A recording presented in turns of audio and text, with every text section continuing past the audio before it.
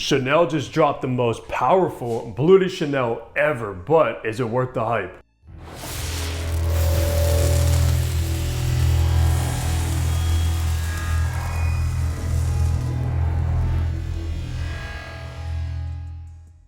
What's good, guys? Hunter here and welcome back to Fragrance Hunter. Today in my hands is one of the most anticipated, one of the most hyped up designer releases of 2025, and it's not even close. And that is, of course, Bleu de Chanel's Les Exclusif, which, man, I'm a huge fan of the Bleu de Chanel DNA. The Eau de Parfum has always been my absolute favorite, and I've been wearing that fragrance for probably around 8 years now. And we've all been waiting for Chanel to drop a new Bleu de Chanel because the last release was 7 years ago with the Parfum, and we've all been waiting on their elixir take, which is this right here. And I kind of like the name Les Exclusif because if you don't already know, Chanel has a higher end designer line called the Les Exclusifs, which are very expensive. Of course, even more expensive than this, which is very expensive in and of itself, but it's just like their high-end tier line, kind of like Bulgari's La Gem collection, Dior's Privé collection, etc. So this is like a Bleu de Chanel that could possibly be fitted in the Les Exclusif line. And I'm not gonna lie to you, it's exciting to have a new era of Bleu de Chanel. Because Bleu de Chanel, when it launched back in 2010, pretty much started the entire blue trend, which is one of the most popular kind of genre of perfumery nowadays, hands down, guys. Everybody has a blue fragrance. We all know blue fragrances, etc. And they came out with the OG in 2010, the Eau de Parfum in 2014, the Parfum in 2018, and now the Les Exclusif in 2025, so 7 years later. And can you believe Bleu de Chanel's been around for 15 years? Man, time flies. Now, I do want to shout out Chanel for sending this over for review. Of course, I'm still going to keep it honest with you. If I like it, I like it. If I don't, I don't. It's simple as that, guys. And I've actually had this bottle for a few weeks now, so I've been wearing it, testing it, experiencing it, etc. And now is the day for the review finally. Let's run down some information. Now, of course, Bleu de Chanel Les Exclusif was launched in 2025. I believe the worldwide launch is going to be September 2nd. I know some people got it early, of course, going to Macy's, etc. in certain parts of the world, but the real release is September 2nd. Now, for the retail price on the two sizes this comes in, you get a 60 ml like I have in hand for $205, or you get the 100 ml for $275. Now, I know that is very, very expensive, especially coming from a mainstream designer fragrance, and everybody's saying it's overpriced. It's getting a lot of hate based on the price, etc. But guys, I don't really see anybody hating on Sauvage Elixir, which, if you don't know, 100 ml of Sauvage Elixir is $265. So this is only $10 more. And that is pretty much its primarily competition is Sauvage Elixir for Chanel. So yeah, it's only $10 more than Sauvage Elixir at this time if you go into like a department store. But still, of course, after tax, close to 300 bucks is obviously very expensive for a fragrance to begin with. I always looked at perfumery as works of art, and the artist can charge whatever they want for their piece, and people are going to buy it that is in that market. This is pretty much the Rolls Royce of Bleu de Chanel. So if you're in the market for that, this is the fragrance to go for. The concentration is, of course, going to be an extrait de parfum, which you're probably getting around 30% or so oils in here, which is very, very high. Now, they already had an extrait de parfum with the Parfum Flanker. This one might be a little bit more potent, a little bit more dense, but still an extrait because extrait is basically the highest concentration you could possibly have in a fragrance. The perfumer is the man himself, Olivier Polge, who's the in-house perfumer for Chanel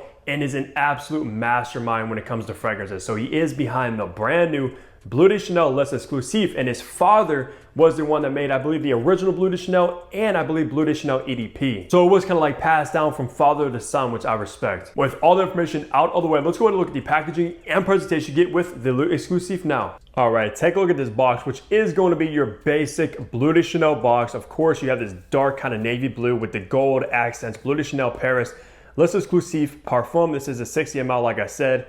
On the bottom, you got your barcode and batch code to authenticate your product and see when it was produced. Mine is 1702, which is probably the first batch, I would imagine. And then some ingredients on the back, and then up top, you got that Chanel logo. Honestly, for the price, I wish the box presentation was a little bit nicer, something like the Sauvage Elixir box, just a little bit different, but unfortunately, it's not. Now, take a look at this bottle, which the front is very reminiscent of all the Bleu de Chanel bottles. However, this one is a little bit different. You do have the gold accents, kind of like the Parfum. Les Exclusif. On the bottom, you got engraved all your information as far as probably a batch code as well. Or the batch code is actually engraved on the back, 1702. Up top, you got that Chanel logo, and you can tell this bottle shape is different from the rest of the line. It's more squared off. And to be honest with you, when I first got this in, I was like, wow, that is a small bottle for the 60 ml, guys. This stuff is very, very small. I Not really the biggest fan of the squared off shape, but it is a little bit different, of course. Inside, you got the Chanel logo, nothing on top of the atomizer, and it is, of course, a magnet that is very snugly tight. For the notes, you get amber, sandalwood, labdanum, and leather, and this will be classified as a leathery aromatic. And for the notes, that's all they basically list at this time, but there is a lot more going on. So let's spray this and test out these atomizers. Decent atomizer, honestly, it's not the best when it comes to like the pressurization, but still, that's not the biggest deal. Now, let's go ahead and remind myself of the brand new Bleu de Chanel Les Exclusifs now, and I'll let you guys do a first sniff. So right away in the opening, this is absolutely recognizable as a Bleu de Chanel family, guys. You're gonna get the signature kind of DNA in here in the scent profile, because in the opening, you're still gonna get the citruses from like grapefruit, lemon. I think I'm getting some citron in the opening as well. It is citrusy. Gives off that blue characteristic, of course. Even though none of the citrus notes are listed in the Les Exclusifs, you're still getting that citrusy opening. However, though, it's way toned down on the citruses, but still there if you do smell it. Because when I think of Bleu de Chanel, I think of like grapefruit, lemon, very citrusy, mouth-watering, juicy, refreshing, and of course, like very shower jelly, fresh, etc. So you're still getting that just darkened up and far deeper in the opening, guys. Almost like you took the citruses and stuck them in resinous goo. That's the vibe this is giving you off in the opening. I love the dark, mysterious aspect Chanel went with the Les Exclusifs, guys. It smells so rich, so luxurious when you first apply this stuff. It's unfortunate that Les Exclusifs getting so much hate. People are saying it's redundant, it's too similar to Bleu de Chanel, etc., etc. Guys, this is a Bleu de Chanel flanker, of course. It's gonna smell like Bleu de Chanel. What do you expect? I mean, honestly, most of the time you can't win with people, because if they made this smell nothing like Bleu de Chanel, it would also get a ton of hate saying, how is this Bleu de Chanel? It smells nothing like the DNA, etc., etc. So people just love to complain regardless. So yeah, this is going to smell like Bleu de Chanel, just done in basically like a niche way. And by far the deepest, richest, most exquisite Bleu de Chanel on the market now over the other three. Now, once you make your way into the mid, the labdanum is very, very dominant. And in here, it comes across as very leathery, very bold, confident, etc. So you're getting a burst of labdanum in the mid. And I have heard people say this is kind of a mix between Bleu de Chanel Parfum and Chanel's Le Lion, which is also a labdanum beast. But to be honest with you, I never smelled Le Lion, so possibly that's true, but I couldn't really tell you. But that fragrance is part of the Les Exclusifs from Chanel, and well over $400 for that bottle. So if you want to talk about expensive, yeah, that's that. So along with that leathery labdanum, I am actually getting a lavender in here, which is not listed, but it's very aromatic lavender, very spicy lavender. And even though it's not part of the notes, if you look at the ingredient note breakdown, it is actually in there. They're using a very high quality lavender oil in the Les Exclusifs, and you can tell it's there. And I think lavender is used in all of the Bleu de Chanels, if I'm not mistaken. I know for sure the Parfum. So a nice, very fougere aromatic lavender combined with that leathery labdanum in the mid of this one, which makes it very bold, very confident smelling. Now in the base, which I think is a star of the show with Bleu de Chanel Les Exclusifs, because it turns very resinous and warm, primarily from the amber, guys. You're gonna get a huge dose of amber, more so than any of the other Bleu de Chanels, hands down, guys. It's so strong from the resins, and that's kind of why I said in the opening, from the citruses like grapefruit, citron, lemon, it is kind of like it's dipped in resins, guys. That's the vibe it's giving off throughout the entire DNA, but primarily in the base. Gives off this extremely sexy, seductive, elegant nature from the resinous amber. And I would probably say that amber is the star of the show in this DNA. Now, along with the amber, you are going to get this leather note. So it's kind of like Bleu de Chanel with leather as well. And the leather in here is very rugged, maybe a pinch animalic, guys. I have heard people saying this is an animalic fragrance. It's not that. I would say the animalic tones is far in the background, but definitely there if you kind of dive deep into the scent profile, kind of dissect it, etc. You are going to get a slight animalic rugged leather in the base, and it's not going to be like the leather you find in something like ombre leather from Tom Ford. It's more of like this brown, possibly like suede type of leather, rather than like a brand new car leather, if you know what I mean. More of like this very raw, confident leather is the vibe it's giving off. We cannot forget about this very luxurious sandalwood woodiness going on and mixed with the leather and amber, guys, because you're gonna get one of the most expensive sandalwood ingredients I've ever smelled. And I'm not usually the biggest fan of sandalwood, but in here it gives off this very creamy, woody aspect rather than coming across like smelling like dill pickles, which a lot of times sandalwood can. But the sandalwood in here, I'm not sure what Chanel did, but they had to use the highest quality sandalwood on the entire market because there's something so expensive, so fine about this sandalwood I'm getting, and just very creamy, very smooth is how I would kind of describe it. It's not really sawdusty, it's not like dill pickle, it's just very creamy sandalwood. So if you're somebody that has money, you're very important, maybe like a boss, an entrepreneur, and you want a Bleu de Chanel, this is by far the only one you're gonna wanna get. Especially if you love the Bleu de Chanel DNA, which who doesn't, but you don't really wanna smell like everybody else because you're a boss, you're somebody important. You're gonna wanna get the less exclusive because it's very expensive and not everybody's gonna run out and get a bottle of it. Pretty much the original Bleu de Chanel EDT is like a Honda Civic, the EDP is like a Lexus, the Parfum is like a Range Rover, and the less exclusive is the Rolls Royce. For the best seasons to rock Bleu de Chanel less exclusive, this is very versatile, just like all the Bleu de Chanel, spring, summer, fall, and winter, despite it being darker, deeper, more rich, mysterious, which could possibly suit the more colder climate if you really wanted to, but still extremely signature scent worthy, just like Bleu de Chanel has always been. But man, for like evening times, whoo, this stuff is amazing for like a night out. And for occasion, this is the most formal, sophisticated, elegant Bleu de Chanel there is now. So it is gonna be a more formal situated fragrance. You can dress it down, of course, but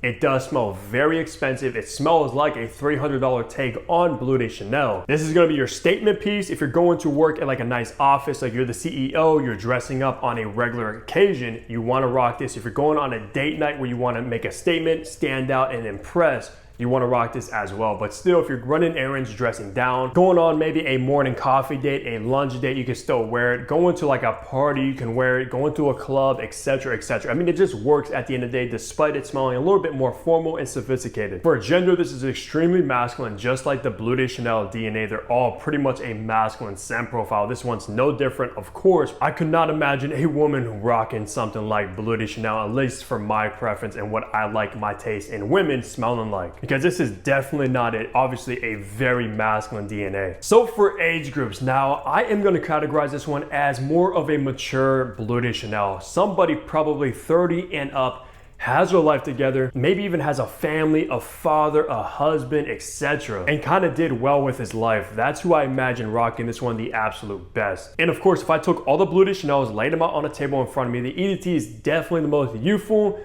playful take on it, and the less exclusive is absolutely probably the most mature take on it, just because it's so rich, so ambery, warm, resinous, leathery, and far toned down on that citrusy opening. So possibly if you grew up with Bleu de Chanel since it's been around for 15 years now, say you were wearing that like 10 years ago, now is probably the best time to upgrade and get the less exclusive. But of course, if you are in your 20s, late teens, etc., you can still wear it. But I will warn you though, it is a much more mature take on Bleu de Chanel at the end of the day. So for the performance, which I know a lot of you guys have been waiting for, this one right here, of course, being an extrait de parfum, being the most powerful Bleu de Chanel you expected to perform, and guys, this one absolutely does. There's no complaints at all with the performance because on skin, I got over 12 hours of longevity, guys. One of the strongest new designer releases, hands down. This stuff is so powerful, so potent, and lasts all day easily. I mean, honestly, might be too strong for its own good, especially if you apply like I do. But heck, there's no way you can rock this one and not be confident, man. This stuff is so confident inducing just because everybody around you is going to smell this one and you're going to smell absolutely incredible and be the best smelling dude in any room you go into. Because over 12 hours of longevity, and I mean